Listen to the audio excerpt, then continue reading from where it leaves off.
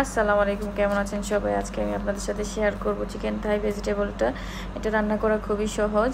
আমি আগে ছোট ছোট করে চিকেনটাকে কেটে নিয়েছি। তাতে আমি একটু আদা পেস্ট, একটু রসুন পেস্ট, একটু গোলমরিচ গুঁড়ো আর একটু লবণ দিয়ে ম্যারিনেট করে নিয়েছি।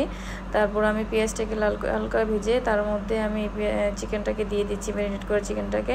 তারপর আমি ম্যারিনেট করে চিকেনটাকে একটু হালকা ভেজে পেঁয়াজের সাথে তারপর আমি 2 টেবিল চামচ টমেটো কেচাপ, 1 টেবিল চামচ সয়া সস, 2 টেবিল চামচ গুঁড়া দুধ আর একটু পানি দিয়ে কষিয়ে নিয়েছি। তার মধ্যে আমি এই সবজিগুলোকে দিয়ে দিয়েছি।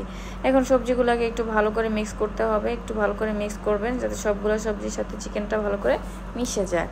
তারপর আপনি এই সবজিটাকে মিশে যাওয়ার পরে একটু করে রাখবেন, ঢাকনা দিয়ে ঢেকে রাখবেন যাতে একটু সেদ্ধ হয়। আবার কেউ যদি একটু কাঁচা কাঁচা রাখতে চান, সবুজ সবুজ রাখতে চান, সেটাও হয়, ওইভাবে খেলেও ভালো লাগে। কিন্তু আমি একটু সেদ্ধ করেছি, তাই আমি একটু ঢাকনা দিয়ে ঢেকে তার মধ্যে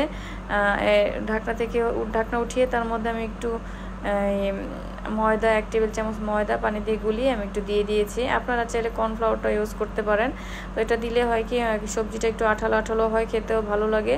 আমি শেষে এটার মধ্যে 1 চামচ ঘি দিয়ে দিব।